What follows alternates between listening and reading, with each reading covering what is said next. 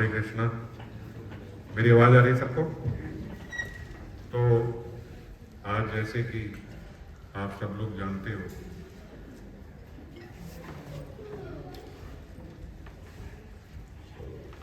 एक जीव की प्रार्थना के लिए हम लोग यहाँ पे एकत्रित हुए हैं।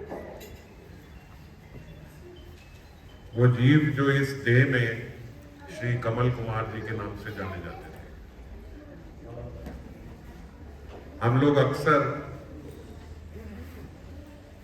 ये गलती करते हैं कि हम अपनी आइडेंटिफिकेशन जो है वो इस देह से ही मानते रहते हैं। अपना पूरा जीवन पर्यंत हम लोग ये मानते रहते हैं कि मैं ये देह हूं। जो भी हमारा अमुक नाम है, अगर हमसे कोई पूछे हम कौन है तो अपना नाम तुरंत बता देंगे। कहाँ रहते हो, अपना पता बता देते हैं। ये है।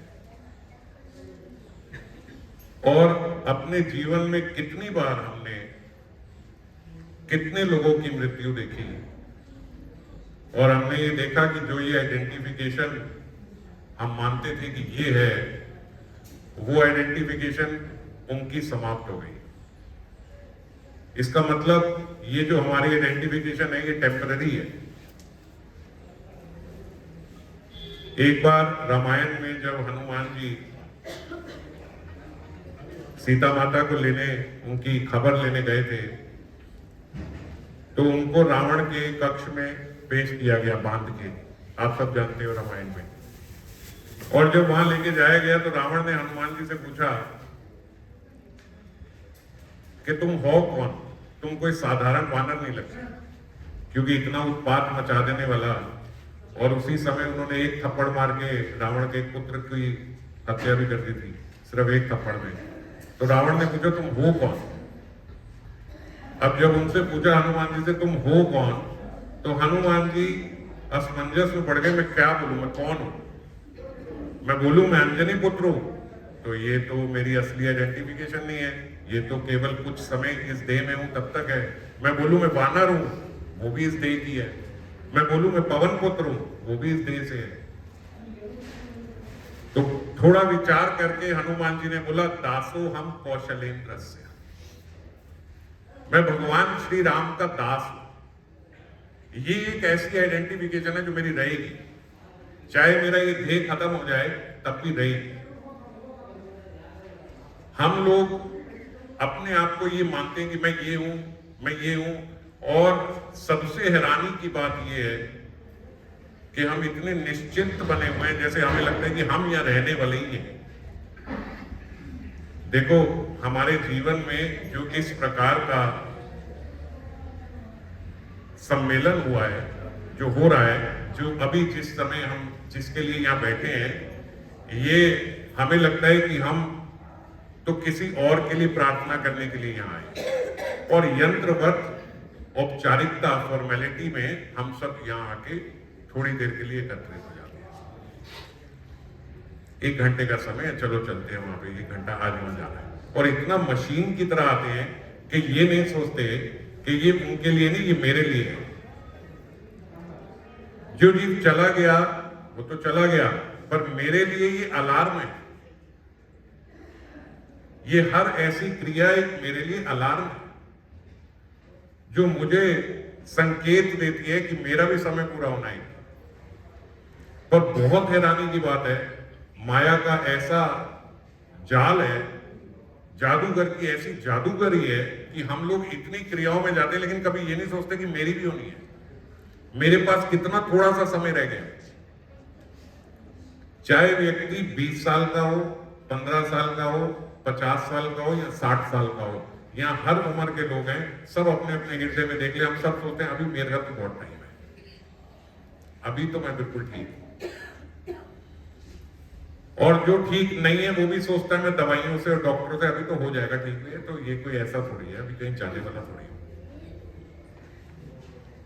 और कोई ये बता सकता है कि कौन सी उम्र में जाते हैं, कौन सी उम्र में जाते हैं? कोई सीमा नहीं है और कोई सीमित नहीं है कि हम इस आयु में जाएंगे। तो ये किसी के लिए नहीं, ये मेरे लिए है। मैं यहाँ इतना यंत्रवत जो आया हूं, एकदम मशीन की तरह, हम लोग सिर्फ एक फॉर्मेलिटी की तरह, हम ये नहीं समझते ये भगवान ने हमारे लिए अलार्म लगाए हैं। मेरे बाल सफेद हुए, हमने झट से काले करा दिए, हमने समझा नहीं ये अलार्म था। आंखें कमजोर हुई, तुरंत उसका ऑपरेशन करा दिया, चश्मा लगा दिया, लेंस लगा दिए, समझे नहीं अलार्म था। शरीर में इतनी इतनी व्याधियां आ रही हैं, बीमारियां आ रही हैं, हम समझ नहीं रहे, हम समझते सब ठीक हो जाएगा, सब चिकित्सा से, इससे उसे सब ठीक हो जाएगा। पर कितना ठीक करके कोई ऐसा आज तक है कि हाँ एक उदाहरण हमारे सामने हो, हाँ ये नहीं गया, देखो ये नहीं मरा, मैं इसके जैसे हो जाऊंगी या मैं इसके जैसा हो जाऊंगा, ऐसा कोई है? और सब हम अपने हृदय में ये बात जानते हैं कि हम एकदम हम निश्चिंत हैं कि तब मैं तो अभी तो नहीं जा रहा, आंख बंद करके बैठे उस सच्चाई से। ये जो मैं बोल रहा हूं ये कोई मानने वाली बात थोड़ी है, ये तो हम सब जानते हैं। ये जीवन का अटल सत्य है कि हम सबने जाना है, और किस समय जाना है किसी को पता नहीं है। एक बार महाभारत में आता है कि धृतराष्ट्र के पास, युधिष्ठिर जी के पास एक ब्राह्मण आया, उन्होंने बोला मुझे ऐसे ऐसे अपनी पुत्री का विवाह करना है, आप मुझे कुछ धन दे दीजिए। वो धर्म प्रिय थे, सबकी मदद करते थे, मगर उन्हें लगा कि ऐसे ही कोई भी आता जाए और मैं देता जाऊं, पता नहीं, देखूंगा। तो युधिष्ठिर जी ने बोला आप कल आना, मैं कल देखूंगा, कह के भेज दिया। भीम पीछे खड़े हुए थे। भीम ने देखा भैया युधिष्ठिर ने उसको ऐसे ही बिना पता लगाए, बिना, अगर पता भी लगाना था तुरंत अभी पता लगाते, राजा थे, इधर उधर कहीं से पूछते पता लगाते। इन्होंने बोला कल आ जाना। भीम ने उसी समय सारे राज्य में बोला आज महान उत्सव है, बहुत बड़े उत्सव की तैयारी करो। रात में सारे शहर में झंडियां लगा दी गई, हलवाई बुला दिए गए, सब किया, पूरा बहुत बड़ा उत्सव किया। युधिष्ठिर को पता लगा, युधिष्ठिर ने कहा किस बात का उत्सव मन रहा है भाई, और वो भी इतना बड़ा। उन्होंने कहा भैया भीम ने कहा है, आपके भाई भीम ने बोला। भीम को बुलाया, भीम क्या हो गया भाई, इतना बड़ा उत्सव किसके लिए? बोले भैया आज मेरे को पता लगा कि आपने अपनी मृत्यु पे विजय पा लिया ना, इसी बात का उत्सव है, विजय उत्सव। उन्होंने कहा मैंने अपनी मृत्यु पे विजय पा ली, ये तुम क्या बात बोल रहे हो, ये क्या, कब पता लगा? बोले आपने तो ब्राह्मण को बोला कि कल आना, तो आपको तो पक्का पता है ना आप कल तक जीवित हो। आप इतने बड़े हो गए, आपने इतना बड़ा जो सत कार्य था, जो राजा की एक सेवा होनी चाहिए थी, उसकी ड्यूटी होनी चाहिए थी, वो आपने ऐसे ही छोड़ के बोला कल, तो आपको तो पक्का है कि आप कल तक रहने वाले हो। युधिष्ठिर ने बोला भाई गलती हो गई, बुलाओ उसको। और उसी उत्सव में उन्होंने उसकी पुत्री का विवाह भी करवा दिया और सब कर दिया। तो हम सब ये देखो ये कितना सीरियस थे वो लोग कि अब कल पे भी कैसे था, आपको ये कैसे पता है कि मैं कल तक जीवित रहूंगा? ये सुनने के बाद भी माया का ऐसा जाल है कि मोटे बोलने के लिए बोल रहे हैं, अब कल थोड़ी मर जाऊंगा मैं। ये माया बहुत प्रभावी है क्योंकि भगवान की शक्ति है। जहां जहां भगवान व्याप्त है वहां वहां ये माया भी व्याप्ति है, जो हमें हर समय भुलाई रहती है कि हम मर जाएंगे। हम आज कितना भी सुन ले, फिर थोड़ी देर के बाद हम ये बात भूल जाएंगे। कितनी परत चढ़ाएं कि ये उससे तेज, उससे प्रबल माया। इस संसार के कण कण में और प्रत्येक जीव में भगवान की उपस्थिति है, पर हम क्या देख पाते हैं? हम किसी में, हम सब जानते हैं हम सबके भीतर परमात्मा है, हम सब बोलते हैं ना हमारे हृदय में परमात्मा है। हमारे हृदय में नहीं, मक्खी मच्छर कीड़े मकोड़े जितने जीव जंतु हैं सबके भीतर परमात्मा है। बिना परमात्मा के कोई जीव चालित नहीं हो सकता। पर क्या हमें दिखता है? हमें नहीं दिखता, क्योंकि एक प्रक्रिया है ये देखने की। मैं और डिटेल में समझाता लेकिन समय बड़ा कम है। एक प्रक्रिया है इसको समझने की, प्रत्येक जीव में भगवत दर्शन करने की, प्रत्येक उपस्थिति, प्रत्येक परिस्थिति में भगवान के दर्शन। परिस्थिति मतलब मेरे साथ जो भी हो रहा है ये भगवान ही करवा रहे हैं, ऐसा समझने की, ऐसी समझ रखने की। हर जगह, हर परिस्थिति में, हर जीव में भगवान के दर्शन हो जाए, ये देखने की प्रक्रिया है। जैसे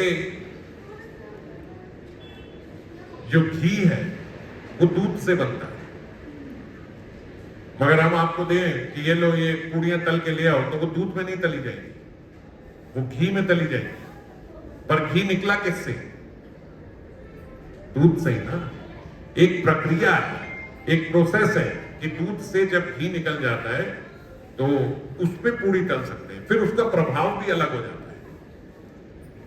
दूध के रेशे रेशे में घी है, पर उस समय क्या घी नजर आ रहा है? नहीं, एक प्रक्रिया के बाद घी नजर आए। मेहंदी के पत्ते में लालिमा छुपी है, पर सारा पत्ता तोड़ लो, काट लो, कहीं लालिमा नजर आएगी? नहीं है, एक प्रक्रिया है, उसके बाद वो मेहंदी लाली छोड़ देगी। ऐसे ही हमें इस जगत में माया को हटाने के लिए, भगवत दर्शन करने के लिए, भगवान की जो उपलब्धि है वो मरने के बाद नहीं होती, जीते जी होती है। भगवान के दर्शन बाद में नहीं होंगे अचानक से, जीते जी होंगे। जिसको जीते जी हो रहे हैं वही मरने के बाद भगवत प्राप्ति करेगा। तो ये जो प्रक्रिया है ये क्या है? ये प्रक्रिया है नाम जप की, ये प्रक्रिया है संकीर्तन, हरि नाम जपने की।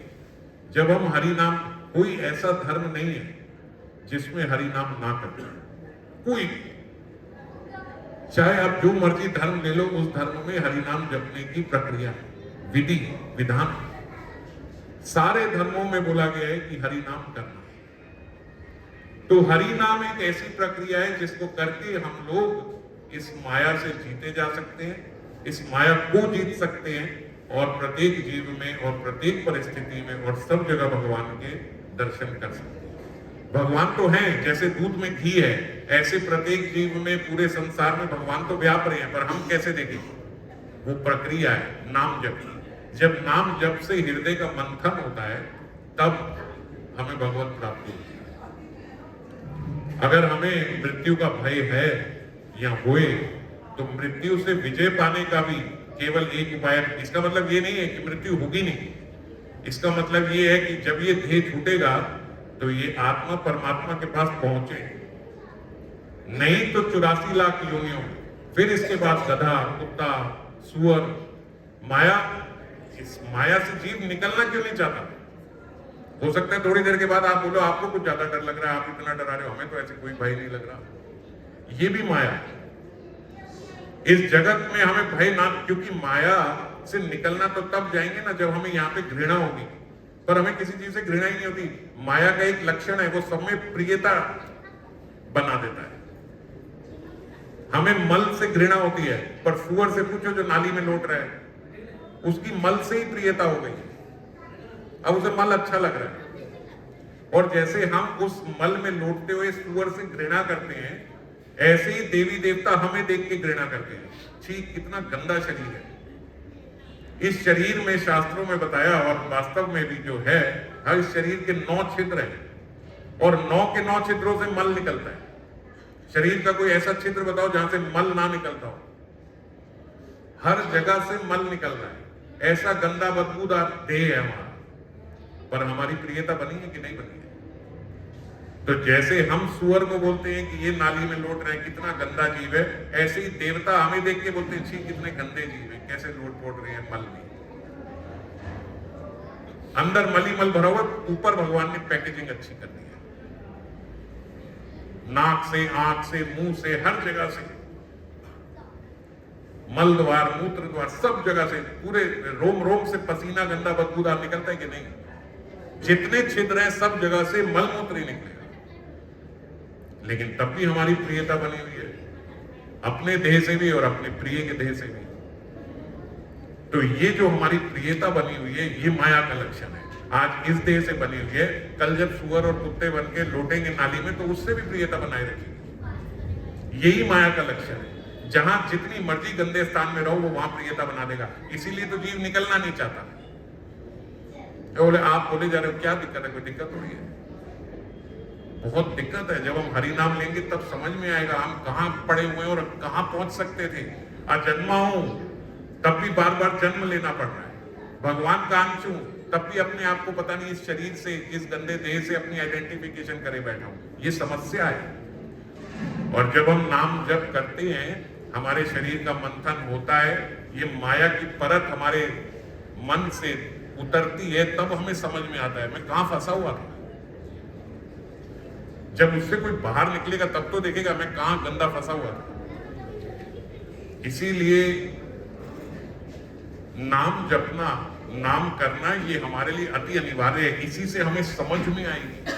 और जब जीव नाम करता है तो ऐसा शास्त्रों में लिखा है कि ऊपर जो यमराज के यहाँ चित्रगुप्त है ना, जो खाता लिखते हैं, बोलते जब जीव केवल ये संकल्प ले लेता है कि अब मैंने नाम लेना है, लिया नहीं, मान लीजिए अगर आज आपने संकल्प ले लिया कि हाँ अब मैं भी हरि नाम करूंगा या करूंगी, केवल संकल्प ले लिया, तो बोलते चित्रगुप्त उसके पिछले सारे खाते फाड़ देता है, नहीं तो यमराज से डांट पड़ेगी।